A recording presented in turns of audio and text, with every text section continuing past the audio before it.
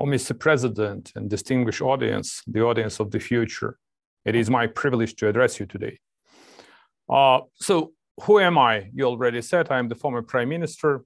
I would even say a jobless prime minister.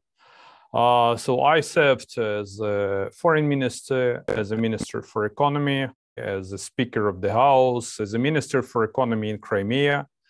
This is the Crimean Peninsula that was illegally annexed by Russians. So it's my privilege to address you. And here's the thing, the reason why I accepted this invitation, and I am very, very grateful to you. It is important for me to understand that you really understand the complexity of the issues that are happening right now in Ukraine, because Ukraine is a war-torn country. And just a few hours ago, Russians strike Ukraine with a barrage of missiles, 55 missiles. 47 of these missiles were shot down. And an entire night, it was an air raid sirens with the Iranian-made drones that were sent by Russians to kill innocent Ukrainians in Ukrainian capital and all over the country. So we are fighting for the freedom, we are fighting for the independence, and we are fighting for our homeland. We are losing a lot of innocent Ukrainians, and Ukrainian men and women in the uniform are fighting like hell for the security and for the peace, both in Ukraine and I strongly believe in the entire world and in the entire Europe, and including in the United Kingdom. Just to dig you in what really Ukraine is about. We passed a number of revolutions. In 2004, we had the revolution, so-called Orange Revolution.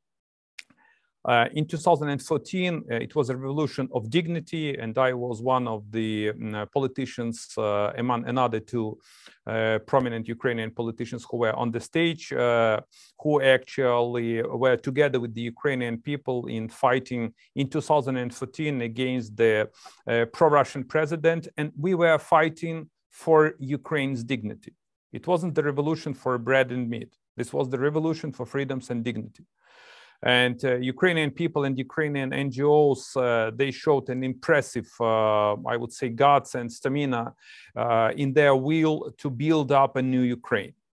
So after the revolution, as an opposition leader, I was sworn in as a prime minister, and actually Russia launched a war against Ukraine.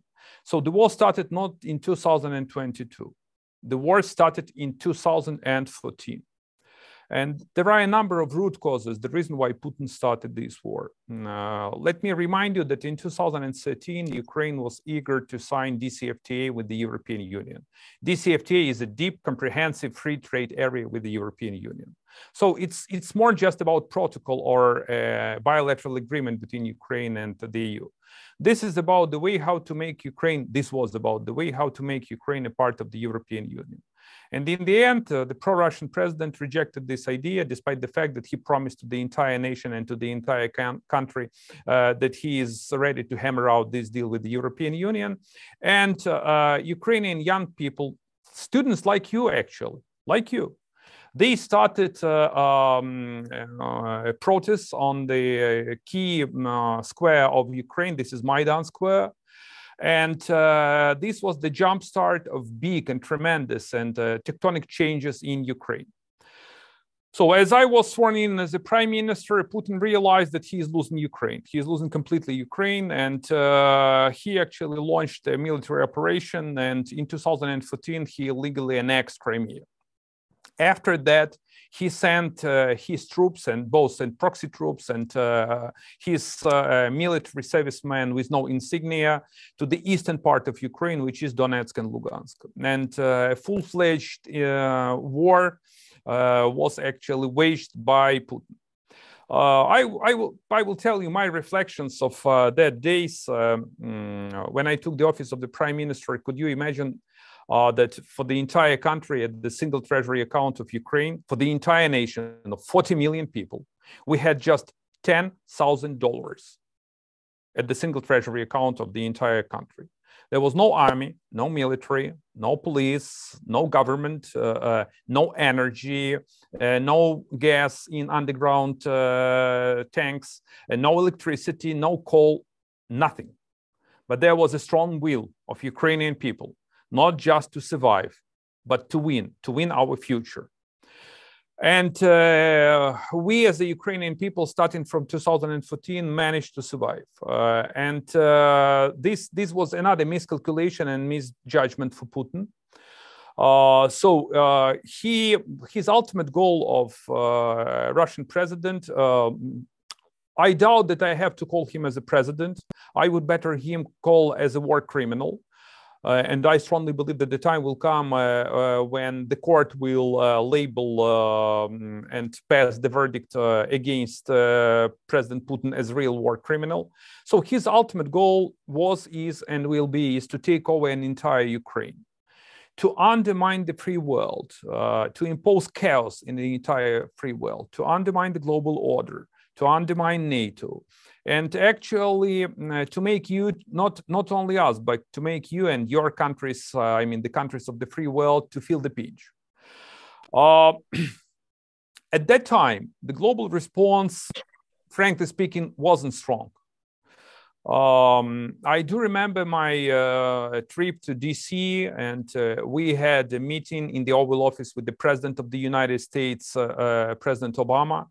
And we were just contemplating together how to craft a strong response against this Russian-led aggression. Neither the world nor Ukraine, we were not prepared to this kind of large-scale invasion. And the world decided to impose a number of sanctions against Russia. And everyone was thinking that, look, we need, except Ukraine and except me, that we need to talk to Putin. Maybe we will reconcile. Maybe he is to withdraw his forces. Maybe we will find a way how to get rid of him in Crimea. All these maybes. But in the end, it didn't work. Even in 2014, we established as a global response, we with the President of the United States, we established a joint format. It was called Geneva format. And it consisted of envoys from the United States, European Union, and Ukraine. But in the end, somebody has changed his mind, and a new kind of format appeared, which is quite a notorious one. In the end of this format, where Ukraine, Germany, and France were the key players, and Russia, there were so-called Minsk agreements signed by Ukraine. And as of now, I can tell you that this was the right decision as a temporary solution, how to impose a ceasefire. After that, if you are interested, I can tell you a number of stories, what was happening in Ukraine in this period, how we fixed the problem with the economy, how we fixed the problem with the budget deficit, how we started to tackle corruption, because an endemic corruption existed in Ukraine. And we need to eradicate this corruption, and with the very strong institutions and the very strong actions. And how actually to build the new Ukraine. But Ukraine is a completely democratic country. And due to these facts, in 2019, a new president was elected. And this is President Zelensky. I do believe that you are well aware of President Zelensky. And he took the office of the president. And at that time, he strongly believed that there is some kind of way how to reconcile with Russia via talks, via communication. He was trying to find a compromise with Russia. And he was underpinned and supported by French and German. But in the end, what happened in the end? Despite the fact that he has very strong will to find a consensus and somehow to find a compromise with Russia, President Putin rejected all these ideas. And on the 24th of February 2014, Putin launched the second stage of this war, which is more atrocious, which is just terrible. This is the biggest conflict. That's not the conflict. I want to be very clear. This is the biggest war after the Second World War in the universe. And that's not only my estimation. This is the estimation of practically all pundits and scholars. So he strongly believed, I mean, Putin strongly believed that Ukraine is, that he is ready to occupy Ukraine in 72 hours. He underestimated both Ukrainians, mainly Ukrainians, Ukrainian nation, Ukrainian people, men and women in the uniform, and he underestimated the West.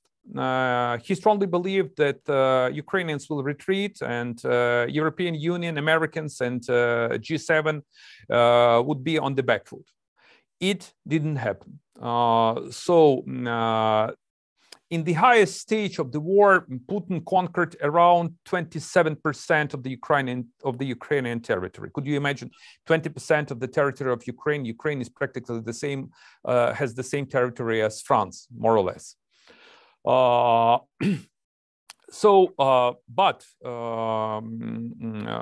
What Ukrainians did, we pulled back Russian forces, and he practically encircled the capital of Ukraine, which is Kyiv.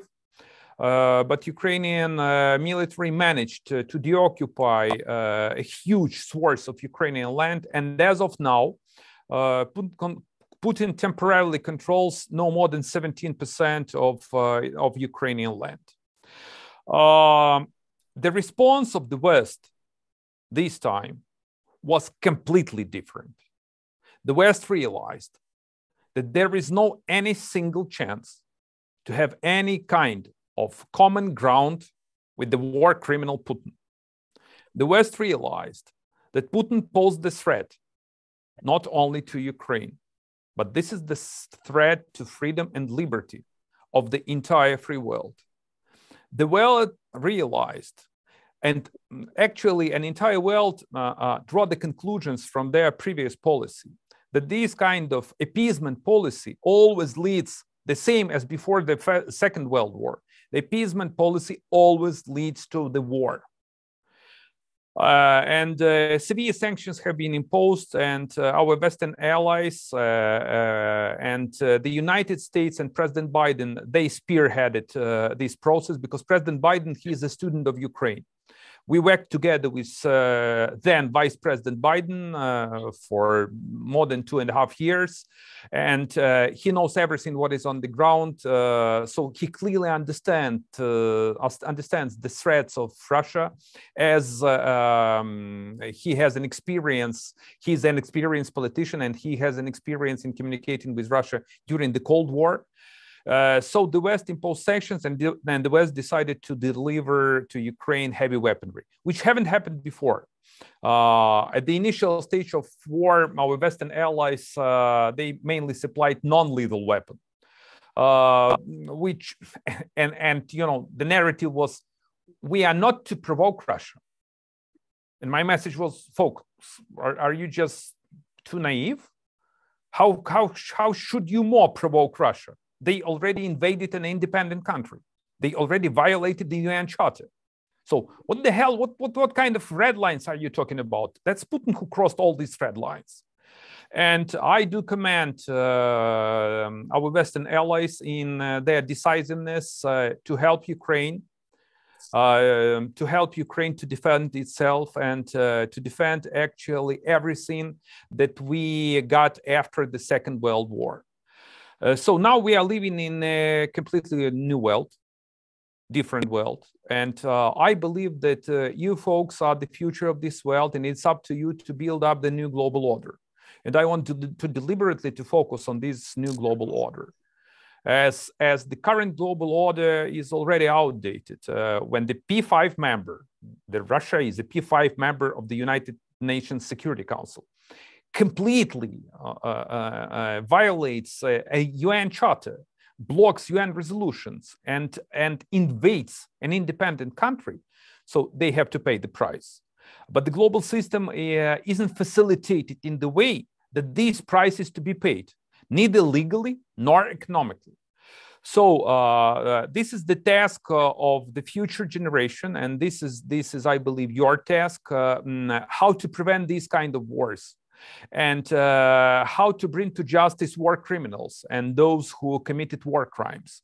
Because it's even hardly for me to explain to you what is happening in Ukraine. What Russian military, what these war criminals are doing in Ukraine? They are torturing, they are killing, they are raping. They established filtration camps. So that's a big trauma. That's a huge disaster, and this is the historic challenge for my country and for the entire free world. But what do I believe in? I believe in global justice. And it means that Ukraine and the free world will prevail. There is no other option on the table. This is the war of attrition. This is the grinding war. And it will take time for Ukraine to retake and to reclaim all territories. The ultimate goal of Ukraine is to restore its territorial integrity and independence in internationally recognized borders of 1991. So including the east of Ukraine, which is Donetsk and Lugansk, and Crimea as an autonomous republic, was, is, and will be a part of independent Ukraine. To make our conversation, I would say, more flexible or more interesting for you, I can speak for another few hours, if you're okay with this. If no, I am open, completely open to Q&A session, because it is important for me to get your take via your questions. And I would be happy to answer any questions you have. So you're welcome. Well, thank you, Mr. Yatsenyuk, for an outstanding address. I'd invite members here to respond with a round of applause. Thank you. Thank you, folks.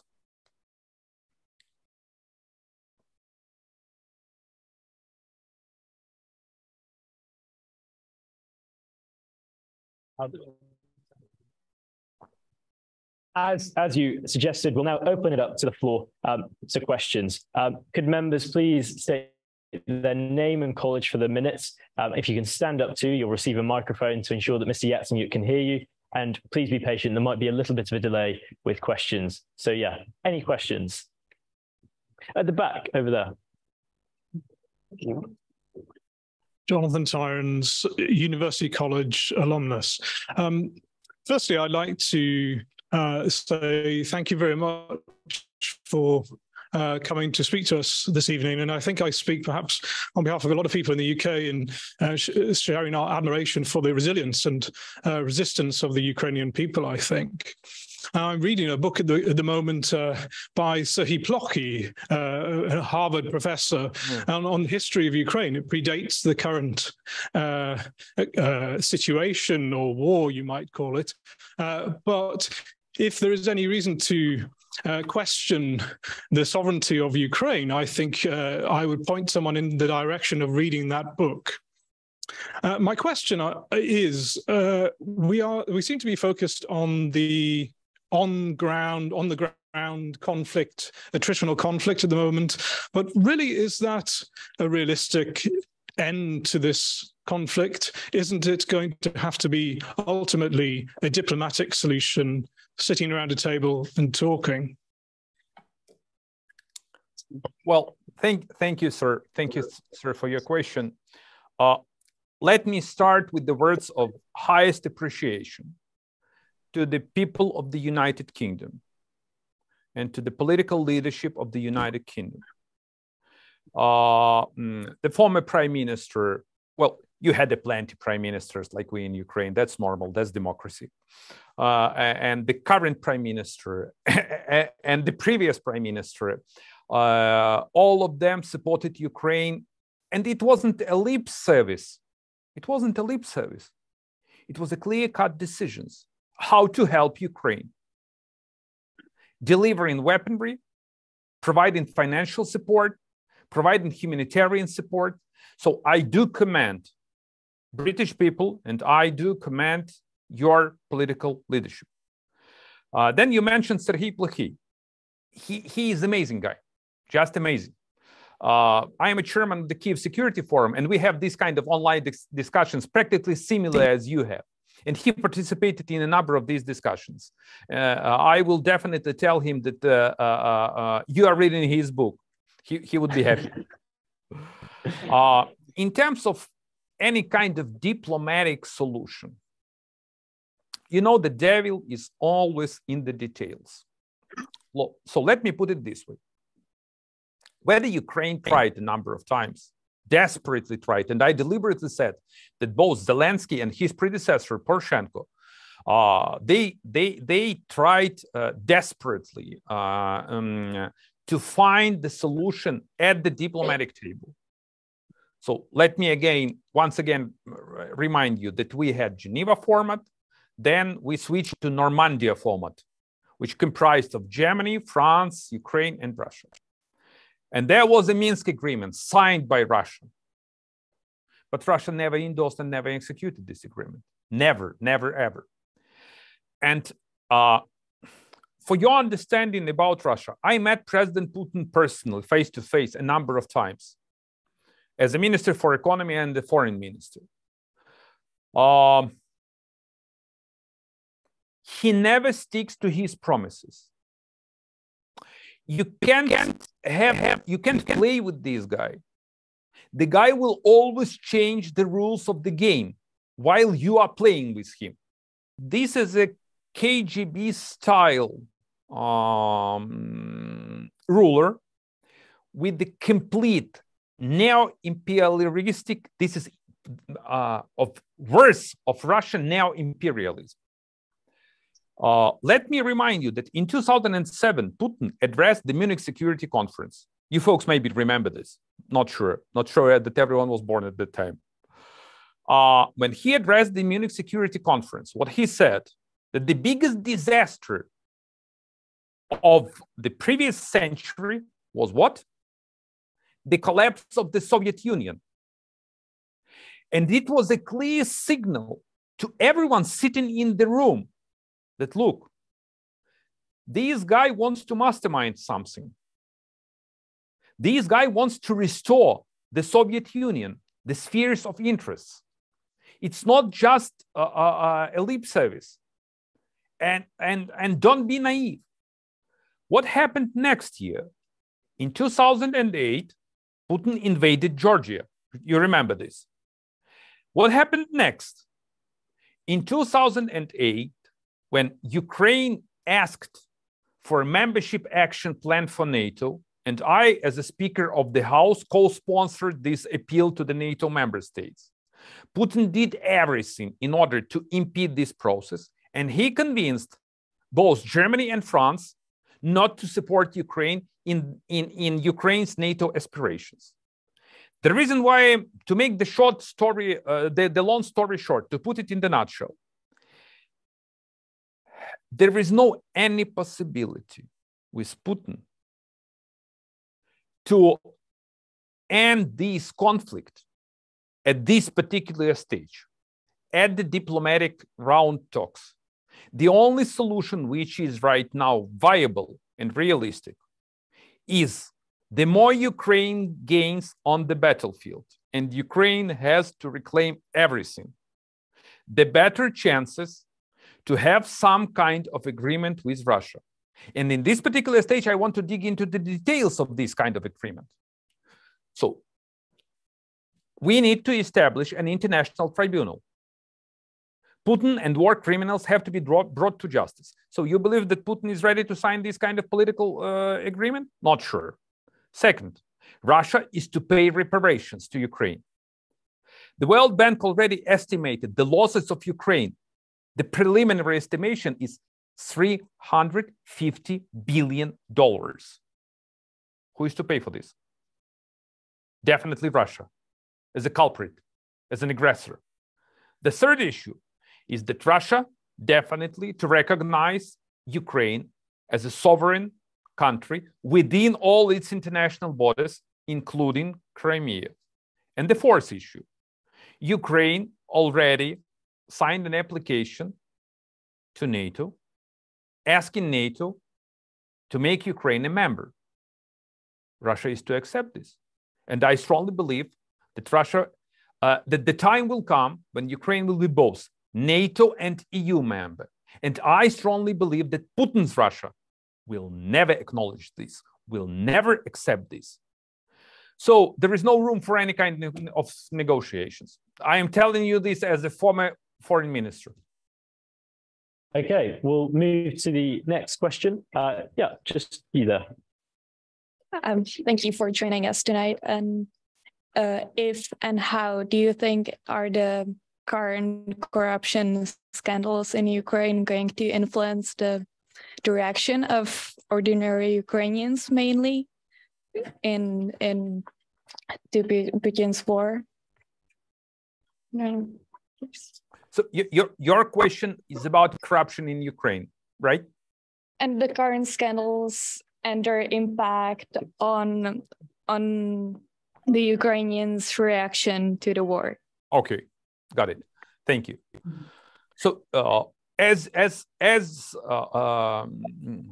you're well aware, that Ukraine had, not has, but had in past, a very, I would say, deep and entrenched history of endemic corruption. What happened after the revolution of 2014? So my government established a number of independent institutions. The first one was National Anti-Corruption Bureau. The second one was National Anti-Corruption Preventive Agency. The third one was a special anti-corruption court. The fourth one, we introduced e-declarations, electronic declarations for all public servants in Ukraine. When I shared this kind of legislation with a number of lawmakers, including in the UK, they were astonished. Because could you imagine that you have to show everything you have in your coffers, in your pockets, all real estates, all real assets of your own as a, for example, member of parliament, of your family, your bank accounts, everything. And this was a very bold and strong step forward. It takes time. It takes definitely time and enormous efforts to tackle corruption. And that's not only about the law enforcement system. There was another part of this corruption, which is, for example, state-owned enterprises, where these corrupt folks, where they took the money from state-owned enterprises, mainly in the energy sector. And all these energy companies, they were related to Russia. And all these corrupted folks who earned billions of dollars in Ukraine, they were doing together with Russian Gazprom. And that's the reason why I decided to sue Russian Gazprom. And we actually completely reformed Ukrainian state-owned energy company. So then we introduced a new type of public procurements, which actually doesn't, this is the perfect example even for the European Union. The same way as it's like an auction. If the state wants to buy something, it goes on the open auction and everyone see the price, everyone see the bid. And this substantially minimized the space for corruption in Ukraine. As of now, what happened, as far as I understand, your question relates to the latest decisions of President Zelensky. What he did right. As Ukrainian journalists, and that's I would say the third pillar of anti-corruption activity. Free media and NGOs. We have very strong anti-corruption NGOs. When Ukrainian media and Ukrainian NGOs discovered signs of corruption among Ukrainian governmental officials, President Zelensky sacked them. And the next step will be to bring them to justice. So this is the right response because this is completely unacceptable in the times of war to actually earn money and to commit corruption crimes when the country is fighting, when the country is losing its best men and women in the uniform, when the country is bleeding. So the response is right, and even the international media at this particular stage praised the response of the incumbent president, and I strongly believe that the next steps will be executed by National Anti-Corruption Bureau, which is completely independent. and they are in charge of these kind of crimes. Thank you very much, Mr. Yatsenyuk. I'm Daniel, Stevenson College. So, as you have expressed in your speech, Putin and his government are clearly criminals. And then we can assume that ordinary Russians who never voted for Putin and never supported him are his hostages. So wouldn't you say that it is not fair, just and reasonable for West to impose any restrictions on those Russians who are abroad right now? I'm talking about the restrictions on the bank accounts, SWIFT, etc., etc. So wouldn't you think that it would be prudent to actually squeeze Russia and take as many intellects and skilled people as possible, so then Russia wouldn't be able to, you know, expand its production of weapons, etc., etc.? Thank you for your response. Look, I want to have a very frank discussion. I do understand your repercussions, but here is my take. Putin is a war criminal. He ordered an invasion against Ukraine. Around 80% of the Russian people support military aggression against Ukraine. Russian people bear the brunt, and they are collectively responsible. Those who support Putin and those who support the war, they are collectively responsible. The question related to sanctions against the Russian citizens. A number of European Union countries imposed a number of restrictions on Russian citizens. Started with the relatives of the Russian oligarchs and ending with the ordinary Russian citizens. And my guess would be that, look, if Russian people want to change their country, if Russian people do not support Putin, do what we did in 2014, when Ukrainian president launched an onslaught against Ukrainians, and Ukrainians started the revolution of the dignity, and we won our future. So I strongly support severe sanctions against an entire Russian war machine. I urge the G7 to ramp up sanctions. I urge not only G7, but such countries as China and India to be on the right side of the global history. And maybe the time will come when the new president will emerge in Russia. Maybe the time will come when Russia is to change from imperialistic state to democratic state. Maybe. Frankly, I don't share this take. But, well, sometimes miracles happen.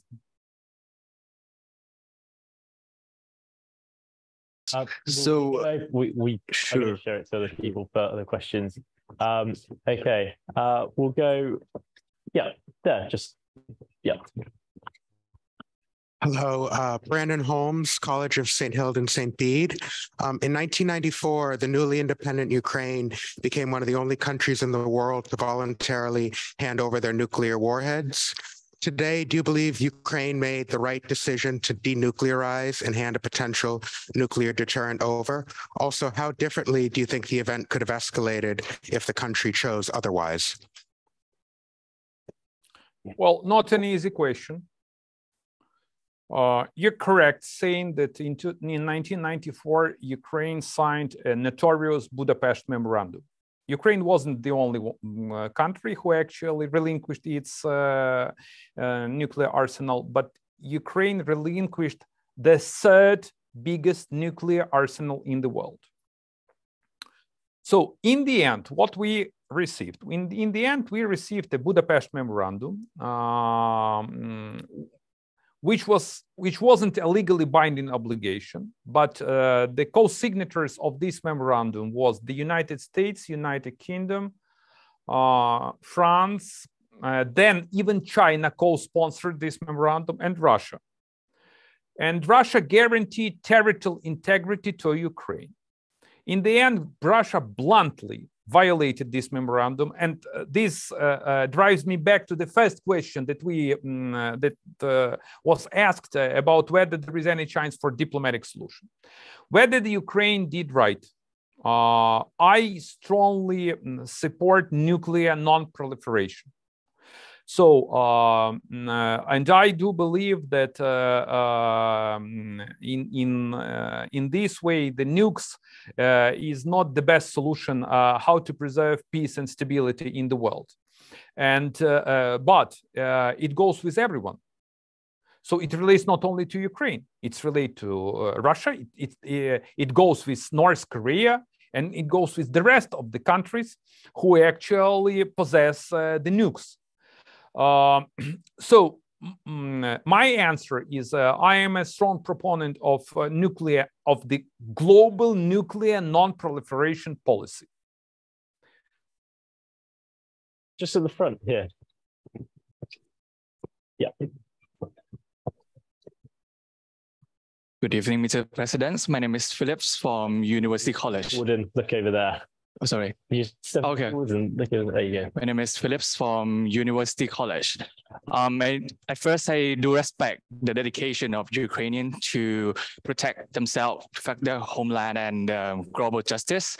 But my question is, politically, when one country is in conflict with major country, when it had been a long time, eventually that conflict became war of proxies.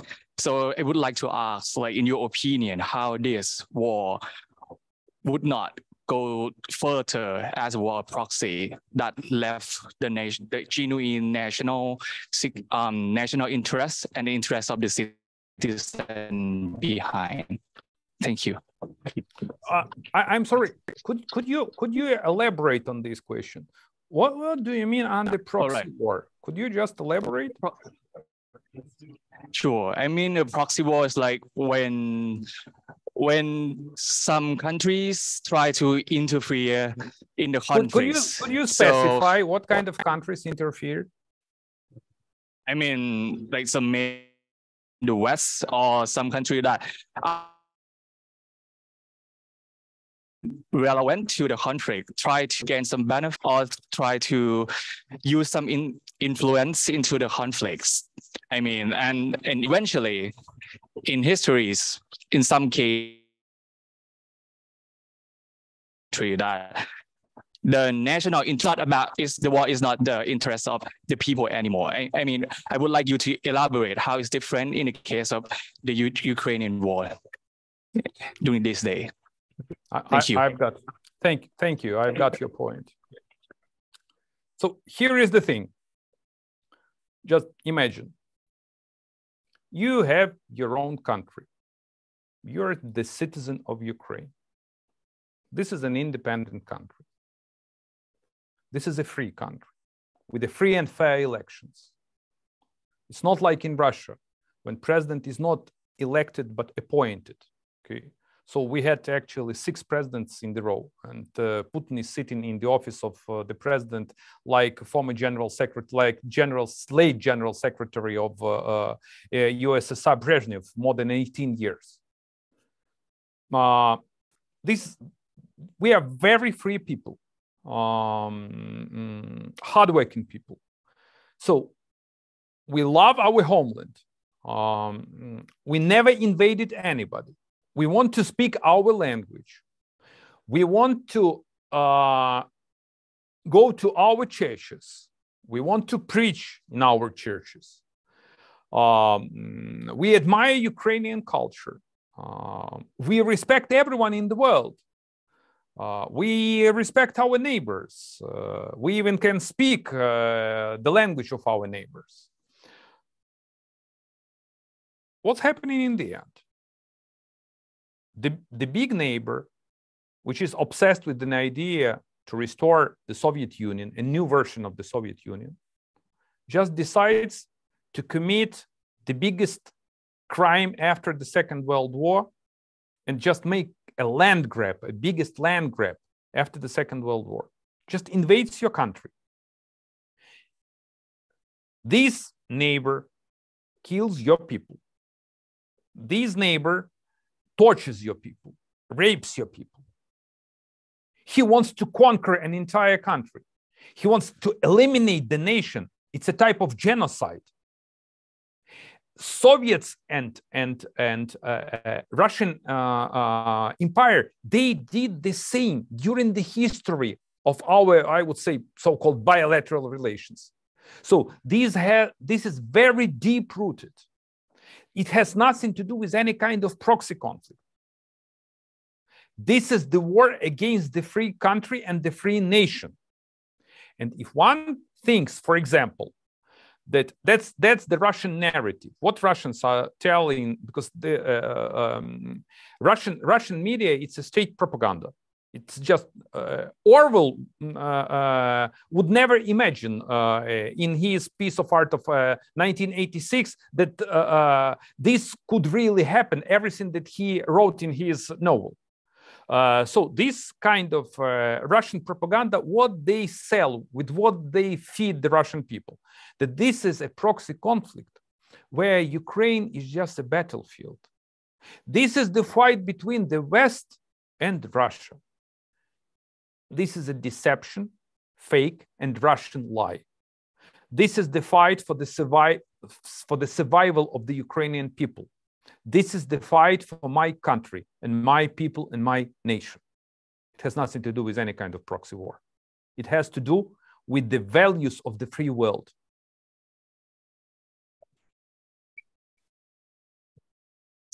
William Lord, Josephine Butler College. Thank you for your talk. I was just interested in your response to the first question when you expressed gratitude towards the UK for their response since the invasion.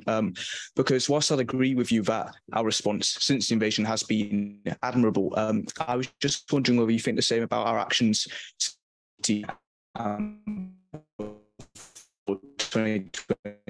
this is a Conservative government who since 2024 the wealth of oligarchs in London, and a government whose response to the Salisbury novel shop poisonings was rather timid. So do you think that the UK could and should have done far more and been far more proactive since 2014? Thank you. Since 2014, well, in 2015, if I'm not mistaken, right, this was my first meeting at Downing Street 10 with then Prime Minister David Cameron. I believe that both British response and the global response had to be more vigorous and stronger in 2014 rather than it was, no doubt. But the good thing is that the world actually draw the lesson out of this. The free world draw the lesson out of this, and that's really unprecedented. What happened in 2024, and Putin was completely sure. He was completely sure that there will be a daylight between the EU and the United States. That there will be a number of fractions inside the European Union, and the free world won't manage to impose this kind of severe sanctions against Russia and to deliver weaponry to Ukraine. So going back to the United Kingdom, there was not a big difference. I mean, the reaction of the UK and the reaction of the entire free world. But as of now, the UK is one of the key flagships in its strong will to support Ukraine. And I do commend right now the decisions and the actions of the United Kingdom. Are you okay with the answer?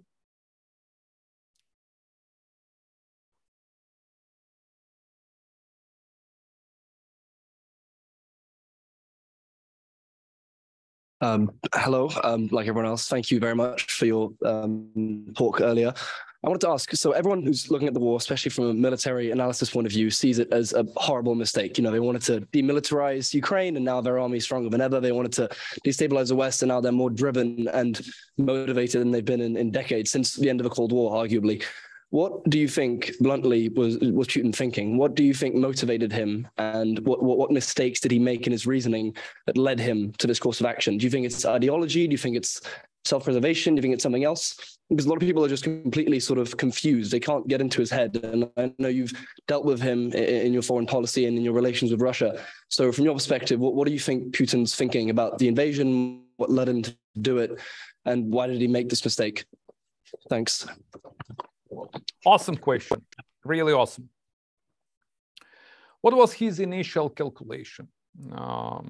So he deliberately labeled this war as a special military operation, because in his crazy head, he strongly believed that he can take over Ukraine in a few days, that Ukrainian forces will retreat, and that the West will collapse, and he will impose a hand-picked pro-Russian government, the same that Bolsheviks and Soviets did with the Soviet Ukraine. It's completely the same. It's a copycat scenario.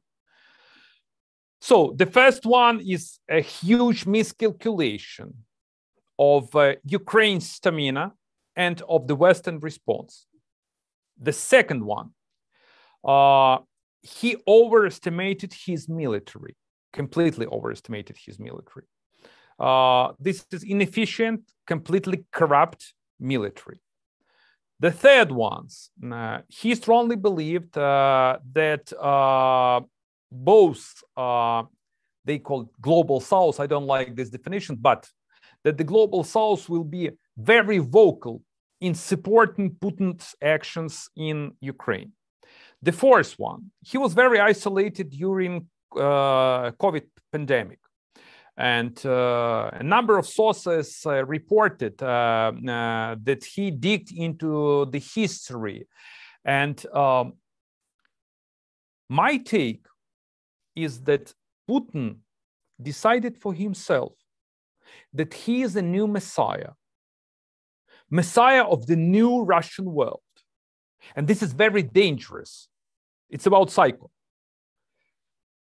And all these five, I would say, issues, drivers, actually, all these five drivers provoked the decision and pushed him to decide to invade Ukraine.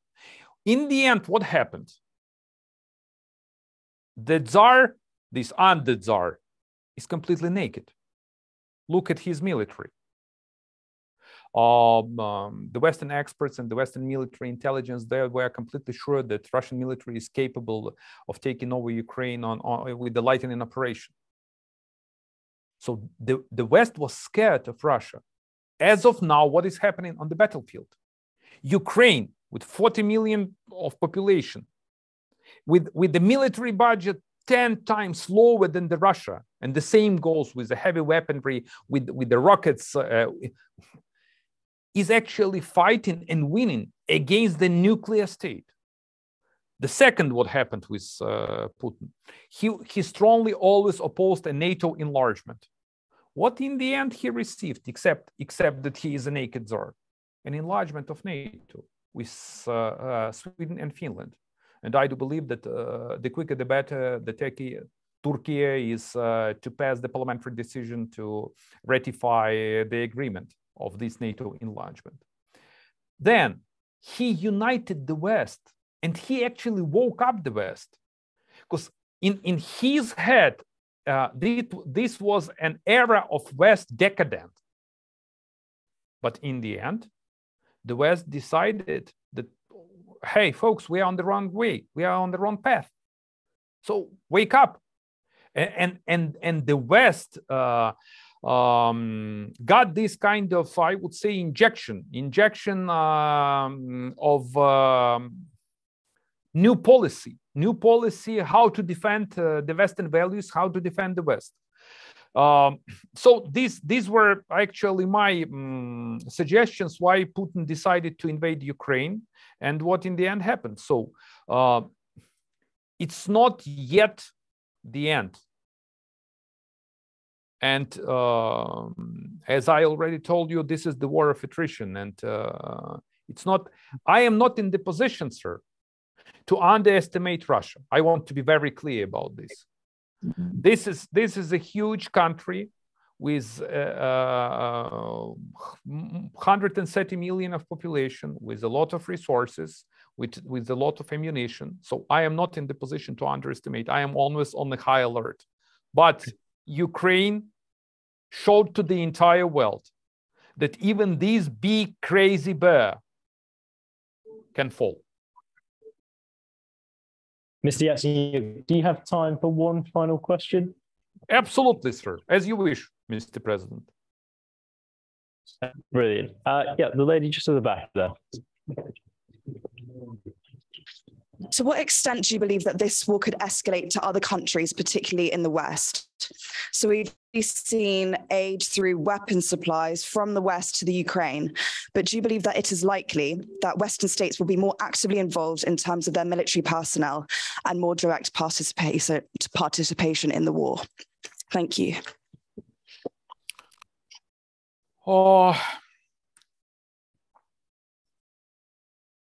We need to define. We need to find the proper definition of the war. What really is war about? It's no longer just a conventional war, right? On the battlefield. This war has a number of phases and dimensions. So the biggest one is definitely a military dimension. And whether Ukraine is to get the NATO personnel and NATO military on the ground in Ukraine, only in case if Ukraine becomes a NATO member state. As of now, we are not NATO member state. It means that we won't get NATO military personnel in Ukraine for today. But what we are getting ammunition, advanced ammunition, light tanks, battle tanks. I believe the next missiles. I believe the next steps will be fighter jets.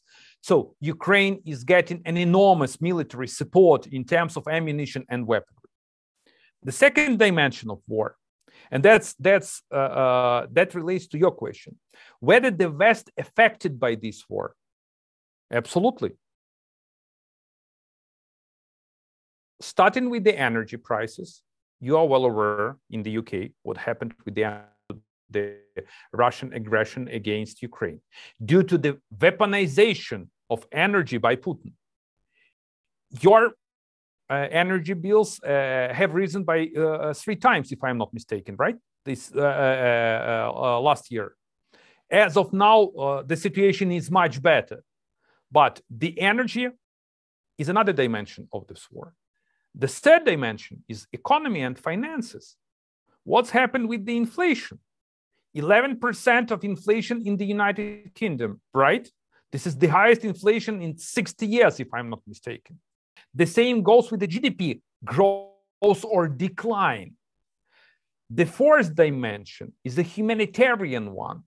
Could you imagine that due to the Russian aggression against Ukraine, around 8 million Ukrainians fled the country? This is the biggest migration crisis. And you are affected by this crisis too. And I do commend your response, your support, that you are helping Ukrainians with an open arms and open hearts. So, in the end, whether the West is affected by this war, yes. Whether you feel the pinch, yes. Whether you support Ukraine, definitely yes, both militarily and financially. Whether these kind of military expenditures are the waste of money, no. This is the best investment in your own security. The more you help Ukraine, the better chances for the world to restore the global order, to build up the new global order, to provide security for the UK, for the EU, for the United States, actually to deplete the Russian armament stockpiles, to make Russia weaker in terms of its military aggression. And this is the only way how to pave the way to the peace in this world. Last and my last, I would say, comment would be that, look, I am very grateful for your support and financial and military support. So you pay with cash. Ukrainians are paying with the lives of innocent people and lives of Ukrainian soldiers. We can replicate cash, but we can't replicate the human's life. This is the highest price, very high price. Ukraine is paying for its freedom and our joint freedom. Thank you. Well, Mr. Yatsenyuk, on behalf of the Durham Society, I'd like to thank you. I think. Take care, everyone. I wish you all the best. Wish you all the best. Wish you good luck and good and prosperous future. Thank you.